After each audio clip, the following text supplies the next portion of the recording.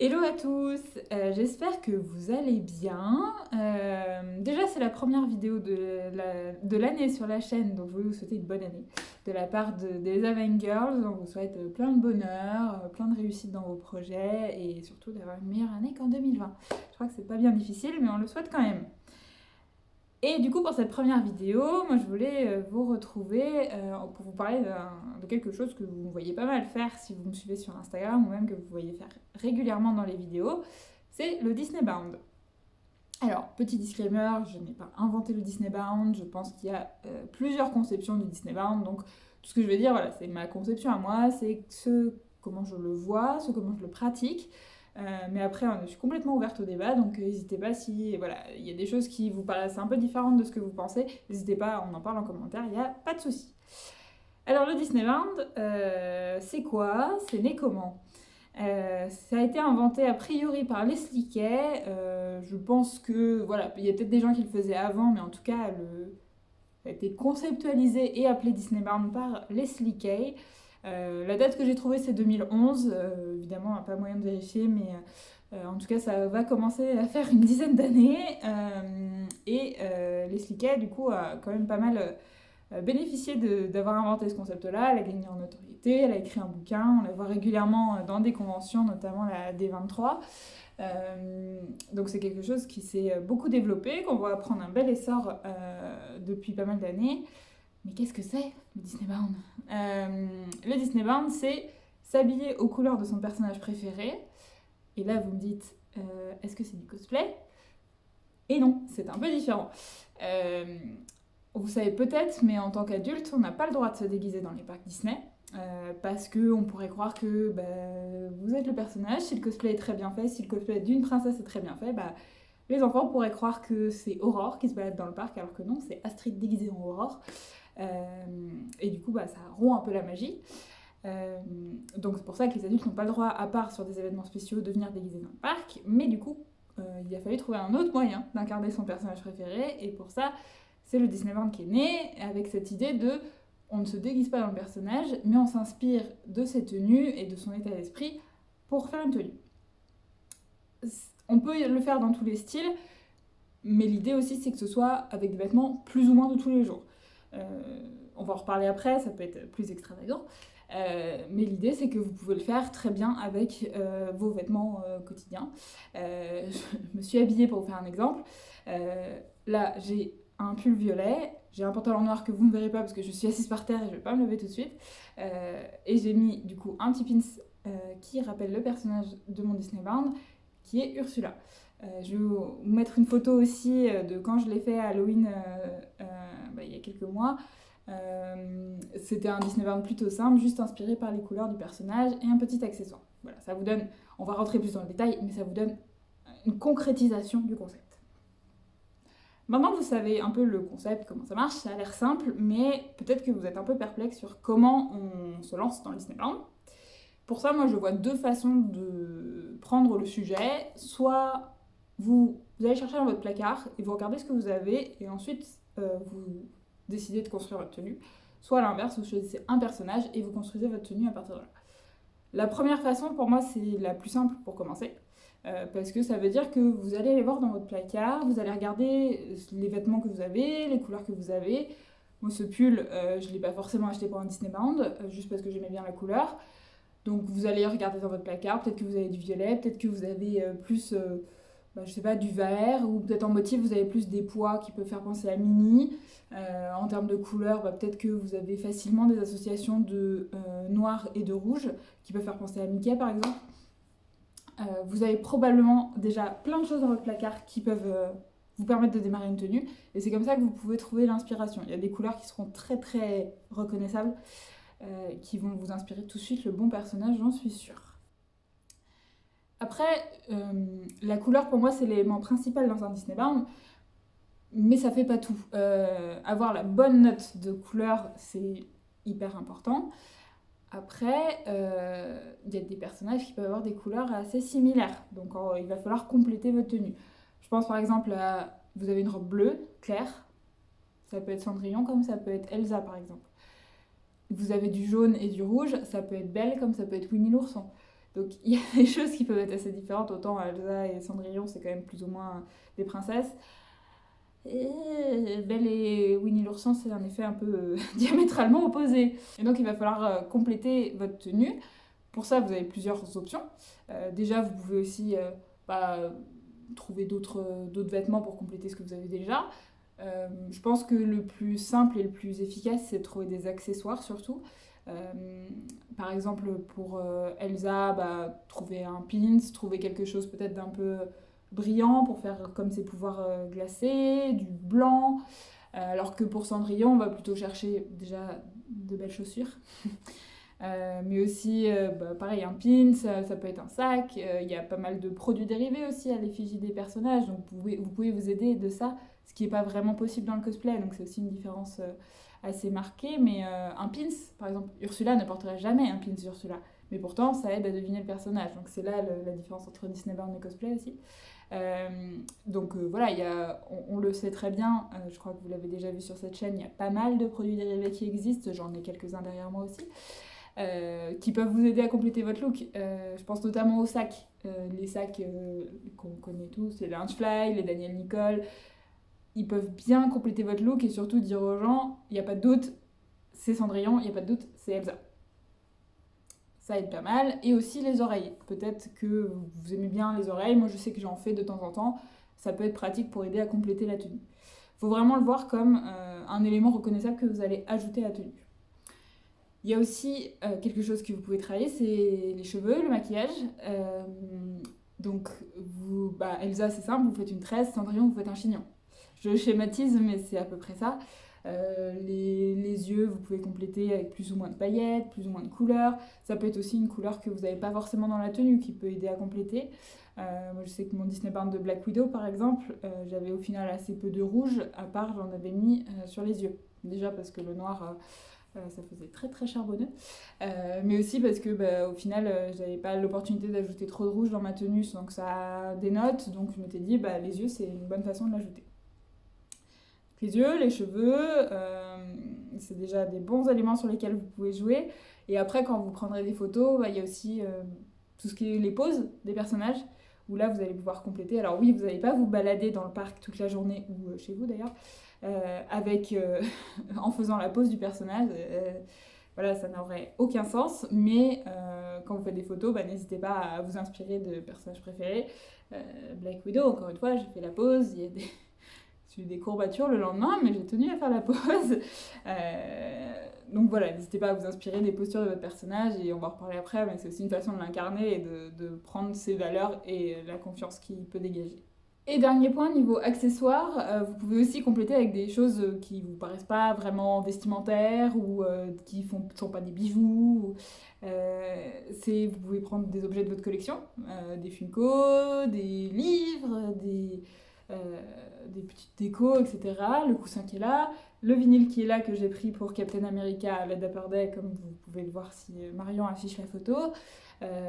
J'ai aussi un panier en osier que j'ai utilisé pour faire Belle et qui va ressortir bientôt a priori. Voilà, n'hésitez pas à compléter vraiment votre tenue et à vous faire plaisir, à vous dire qu'est-ce qui pourrait rendre le look encore plus extra et plus attribuable au personnage. Pour en revenir aux façons de vous mettre au Disney Burn, on va passer à la deuxième façon, qui est plutôt de vous dire quel personnage j'ai envie de représenter. C'est tout à fait une façon de démarrer aussi, se dire que vous avez un personnage préféré, un personnage que vous aimez particulièrement pour X ou Y raison, ou parce qu'il y a tel film qui sort, tel film qui ressort, tel anniversaire de film, etc., ou tel accessoire que vous avez envie d'accompagner. Il y a plein de façons de s'y mettre. Bon, déjà, soit vous avez la chance d'avoir ce qu'il faut dans le placard, et là, on revient à l'option 1, et c'est tant mieux. Soit vous n'avez pas, et là, j'ai une bonne nouvelle pour vous, c'est que vous n'avez pas besoin de vous ruiner pour faire ce Disney Burn. Il y a plein d'options. Alors, si vous voulez dépenser de l'argent, pas mal d'argent pour faire une super tenue, vraiment top pour vous, il n'y a pas de souci. Moi, c'est vrai que je peux le faire quand c'est des vêtements un peu casual, éventuellement un pull, une jupe sympa. J'ai plus de facilité à le faire quand je sais que je vais pouvoir reporter les vêtements. Parce que c'est vrai qu'il y a quand même un petit enjeu de surconsommation, de budget qui rentre assez vite en compte, surtout que vous le savez, je fais quand même pas mal de tenues, donc J'aime bien pouvoir réutiliser ce que je mets, que ce soit dans d'autres bounds ou dans la vie de tous les jours. Même si on adore les très belles robes, mais c'est vrai que c'est pas portable au quotidien. Et donc pour ça, vous pouvez soit compter sur des sites qui sont pas très chers ou qui sont souvent en promo, comme ASOS, Shein surtout, où moi j'achète beaucoup de choses, ou d'autres revendeurs que vous pouvez connaître. Sinon, il y a la seconde main, Vinted par exemple, Bon Coin, etc. J'utilise pas mal Vinted quand j'ai besoin d'accessoires en plus, comme des pins que j'ai pu trouver, pour Cruella, j'avais utilisé un petit truc de fourrure, de fausse fourrure. Clairement, j'allais pas y mettre le full price parce que je l'ai toujours pas réutilisé. Ou des gants, ou voilà, vous pouvez en fait plutôt vous diriger vers là pour des options moins chères. Et peut-être se dire que pour les vêtements, vous restez sur des canaux première main, mais seconde main, ça marche très bien aussi. Et en fait, comme votre point clé, ça va être quand même de trouver soit la bonne forme, soit la bonne couleur. Vous avez besoin d'un endroit où vous allez pouvoir trouver plein de choses à la fois. Vous allez pouvoir trouver un grand choix. Alors, c'est vrai qu'il suffit juste de trouver la bonne couleur, mais en général, ça demande pas mal de recherche. Donc, n'hésitez pas à fouiller sur des sites avec des grands catalogues et pas mal d'options, parce que vous en allez en avoir besoin. Un site auquel on pense pas tout le temps pour les vêtements, c'est Amazon. C'est vrai qu'on a trouvé pas mal de tenues. Ma robe de Captain America pour le Dapper, c'était sur Amazon, avec le cardigan. La robe de Suzy et Perla du band que j'ai fait avec Mélissa, c'était aussi sur Amazon. Enfin, il y a des options où vous pouvez trouver pour pas trop cher. Et bah surtout, au-delà d'acheter, il y a aussi l'option du homemade. Je vous parlais des oreilles que j'ai pu faire. J'ai fait le badge de Black Widow, c'est très dur à dire finalement. Que j'ai customisé moi-même. Donc voilà, n'hésitez pas si vous avez envie de tenter des trucs, n'hésitez pas à les compléter vous-même. En fait, oui, par rapport à l'option 1, où vous avez déjà les choses dans le placard, là, ça va demander un peu plus de recherche. C'est pas exactement la même teinte de beige ni les mêmes formes de vêtements entre, par exemple, Pocahontas et la jupe de Vaiana. Il y a plein de personnages qui, on dirait qu'ils ont les mêmes couleurs, mais en fait, c'est pas le cas. Donc voilà, ça va vous demander un petit peu de recherche. Moi, je sais que pour Esmeralda, j'étais très contente d'être tombée par hasard sur la bonne teinte de jupe, mais au final, voilà, il y a des personnages qui ont des teintes très spécifiques et malheureusement, si vous n'avez pas la bonne couleur, vous risquez de manquer le coche. Je parlais aussi de Pocahontas, mais ça me permet aussi de dire qu'il y a les formes des vêtements qui comptent aussi. Pocahontas, c'est important qu'il y ait des franges, par exemple, si vous en trouvez d'une façon ou d'une autre. Moi, je sais que j'en avais mis sur mes oreilles parce que j'en avais pas sur les vêtements, mais voilà, essayez de retrouver des éléments caractéristiques comme ça des personnages, que ce soit des motifs, des formes de vêtements. Ça aide aussi pour identifier. Oui, et comme je disais, on n'hésite pas à réutiliser ce qu'on a acheté pour un bound, pour un autre bound. Pour l'instant, je l'ai au final pas tant fait que ça, mais c'est vrai que il faudrait. Mais se dire que, par exemple, j'ai par exemple ma robe bleue de Captain America, j'aimerais bien m'en servir pour faire Kevin peut-être de là-haut. C'est un projet encore en cours qui n'a pas sa forme finale. Mais voilà, se demander aussi comment on peut réutiliser pour pas être complètement dans l'achat en permanence. Je vous parlais du fait que vous pouvez avoir différents niveaux en fait de style dans votre Disneyland. C'est tout à fait ok que ce soit casual, que ce soit vos vêtements que vous pourriez mettre pour aller travailler, pour aller sortir, pour être chez vous. Il y a même des gens qui font, j'imagine, des séries en pyjama. Enfin, vraiment, vous faites le niveau de style que vous voulez. Et si vous avez envie de vous faire un truc complètement excentrique et très extra et fabuleux, n'hésitez pas non plus. C'est vraiment up to you. Vous faites comme vous voulez, c'est vous qui l'entendez et c'est aussi en fonction des vêtements que vous trouvez évidemment. Moi je sais que je peux varier entre les deux, ça me fait rire de aussi mettre des vêtements qui me font penser aux couleurs des personnages quand je vais travailler et que personne ne le remarque. Ça me fait rire. À l'inverse, j'aime bien faire des trucs un peu plus extra. J'ai un projet avec une princesse Disney, récemment Disney.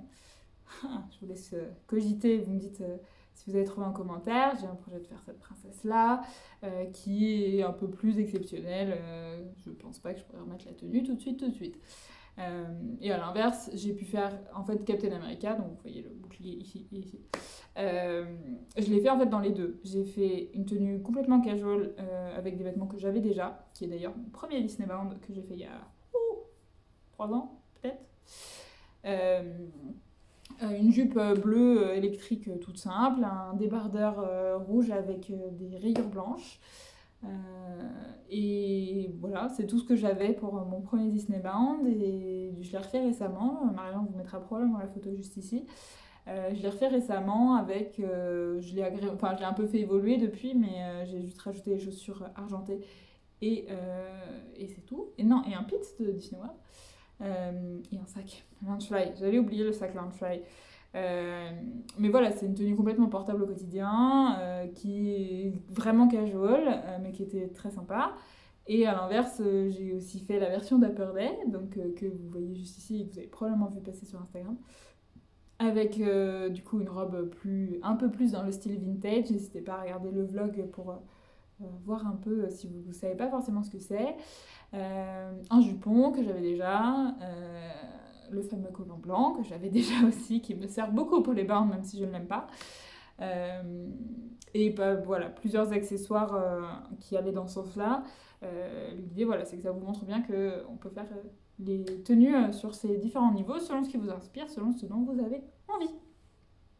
Et on va passer à la dernière partie de cette vidéo, qui est pourquoi j'aime faire du Disney Bound.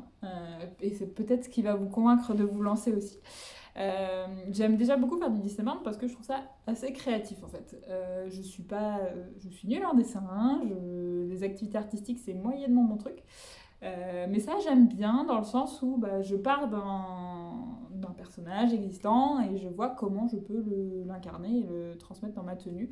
Et je trouve ça très intéressant et assez stimulant, donc j'aime beaucoup ce côté-là. J'aime bien aussi, au-delà de l'aspect apparence, rendre hommage à certains personnages que j'aime bien, les incarner dans le sens assez profond, ne nous emballons pas, mais en tout cas au niveau des valeurs, me dire que j'incarne des personnages que j'aime bien, ou à l'inverse, peut-être dénoncer certaines choses.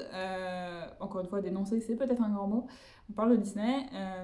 Mais voilà, j'étais très contente de faire Esmeralda pour tout ce qu'elle représente, de liberté, d'appel à la justice, etc. J'étais aussi contente de pouvoir faire Gaston à Halloween, tout en disant que pour moi, c'est le pire des méchants, parce que c'est exactement le machisme qu'on rencontre toutes dans la rue au quotidien. Voilà, il y a des personnages en fait où je suis contente de les incarner. Belle, vous savez que c'est ma princesse préférée et que je me reconnais pas mal en elle, donc pour moi c'était évident de la faire en tenue de bal et de villageoise. Donc voilà, il y a ce côté aussi de les incarner vraiment les personnages que je trouve plutôt sympa. Aussi, c'est super cool de faire des mythes quand vous êtes en Disney Bound. L'idéal, c'est le mythe du personnage que vous incarnez, mais finalement les autres c'est très bien aussi. J'ai des très très bons souvenirs. Halloween l'an dernier, j'étais en Disney Bound de Jack Skellington et on avait pu le croiser et ça l'avait fait beaucoup rire. Il avait trouvé que j'étais affreuse, ce qui est un compliment chez lui. Hein. Et j'ai surtout un très beau souvenir d'une journée à Magic Kingdom dont vous avez peut-être vu passer des extraits sur nos réseaux sociaux, mais on était toutes les trois en princesse, donc Mélissa en Mérida, Marion en Ariel et moi en Belle. Quand on a rencontré Mérida, c'était génial, quand on a rencontré Ariel, c'était génial, et pendant la parade, c'était vraiment trop chouette parce qu'on était... en fait, on était remarqués par les trois personnages. Moi, je me souviens très marquant que la bête a fait une référence devant moi. Donc c'était hyper agréable. Et puis les cast members, de façon générale, ils aiment beaucoup, ça les fait rire, ils interagissent avec nous, ils nous appellent des princesses. Enfin, voilà, ça ajoute aussi ce petit extra de bonne humeur dans la journée. Et c'est très chouette. Et évidemment, c'est très agréable quand les gens vous reconnaissent pour le personnage que vous êtes. Parce que c'est vrai que sinon, c'est que vous avez un petit peu raté le coche. Mais sinon, si vous reconnaissez, c'est que c'est bon, vous avez bien fait le travail. Et un dernier point, mais pas des moindres, pourquoi j'aime bien faire du Disney Bound? Parce que ça m'aide aussi à avoir plus confiance en moi. En fait, c'est peut-être un petit peu perso et un petit peu limite bizarre, mais en fait, ça me force à me faire prendre en photo. Ce qui est ce que je fais de plus en plus naturellement maintenant, mais qui n'était pas naturel au début pour moi. Ça me donne une raison en fait d'être prise en photo, de valoriser du coup ce que j'ai bien aimé faire, donc c'est pour ça je veux bien prendre des photos de moi dedans. Et aussi le fait d'incarner un personnage, ça donne plus confiance en soi je trouve. Ça permet un peu de tirer la confiance du personnage en soi. Par exemple, pour ce qu'Esmeralda, elle est très exubérante. Voilà, il y a des personnages comme ça qui ont des traits de personnalité assez marqués.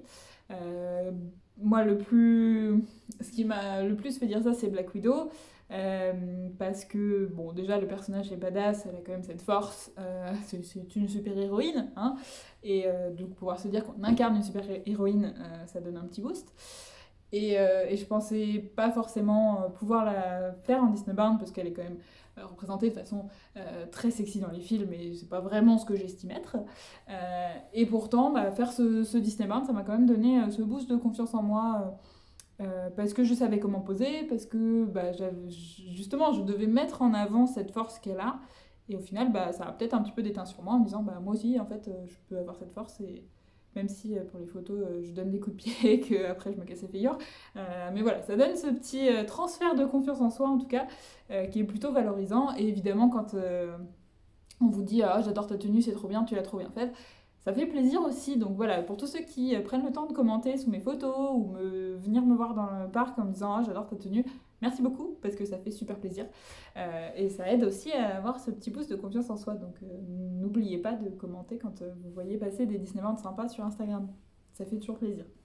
Allez, et un petit point bonus parce que j'avais oublié, c'est quand même cool de faire du Disney Band avec ses copines parce que ça fait une petite dynamique de groupe très sympa. On a pu faire Cendrillon pour une Dapper Day il y a quelques années. Bon, il y a quelques années, c'était il y a 1 an et demi, mais j'ai l'impression que c'est 2 siècles. Mais voilà, vous avez les petites photos de Suzy et Perla qui ont voyagé ensuite jusqu'à Magic Kingdom. Oui, j'ai pu aussi le faire avec Tatiana, que vous pouvez retrouver sur Instagram, qui fait aussi de très beaux looks. On a pu faire une très très belle Dapper Day à 3 avec Marion et Mélissa pour notre thème préféré qui est Marvel. Il y a des petits projets en cours en groupe, mais en tout cas voilà, c'est sympa. C'est vrai que ça fait un petit effet de groupe quand t'as les trois qui arrivent en mode Marvel, c'est plutôt la classe. Euh, et donc c'est très sympa à organiser. Évidemment, le mieux c'est quand on est quand même assez synchro en termes de style. C'est pour ça qu'avec Mélissa, quand on avait fait Suzy et Perlin, on avait pris exactement la même robe. Juste pas dans des couleurs pareilles, même robe, même ceinture, quasiment même béret, mais on n'avait pas trouvé la même forme. Donc voilà, c'est un projet cool aussi à faire avec ses proches et c'est très sympa à mettre en place. Donc voilà. Donc j'espère que ce point sur le Disney Band vous aura plu. Si vous voulez en savoir plus, n'hésitez pas à vous balader sur Instagram. Peut-être qu'on vous mettra quelques liens de comptes sympas en barre d'infos. Je pense notamment au compte référence @TheDisneyBound qui propose même des idées pour faire des tenues. Mais n'hésitez pas à vous balader sur le hashtag. Franchement, il y a des gens très très doués qui font plein de choses super cool. Donc n'hésitez pas, même des personnages un peu niche. Donc c'est étonnant, mais c'est toujours plein de bonnes idées. Donc n'hésitez pas pour vous inspirer. Et puis, bah, si vous avez des questions en commentaire, on est là pour vous répondre. Peut-être que du coup, on fera une deuxième vidéo si vous avez plein de questions. Dites-nous aussi si ça vous fait plaisir dans nos vlogs peut-être de voir nos tenues. On a commencé à le faire, mais c'est vrai que parfois on oublie un petit peu. Donc voilà, on peut vous montrer ça, même si là, avec l'hiver, c'est vrai que c'est un petit peu compliqué. C'est un point que j'ai pas abordé. Le Disneyland en hiver, bah, ça veut dire que si vous n'avez pas prévu vraiment de le faire en manteau, il y a un moment donné où à Disneyland Paris, vous allez avoir très très très très froid. Donc n'hésitez pas à adapter vos tenues, tu vois. Peut-être que se dire que Vaiana c'est plutôt en été, ou alors qu'il faut vraiment prévoir les choses parce que les séances photos ça fait un petit peu froid. Mais ça se passe très bien. Tout ça pour dire, n'hésitez pas à vous lancer et dites-nous en commentaire si cette vidéo vous a plu, si vous avez d'autres questions et si on peut vous apporter d'autres éclairages. Voilà, à bientôt, bye!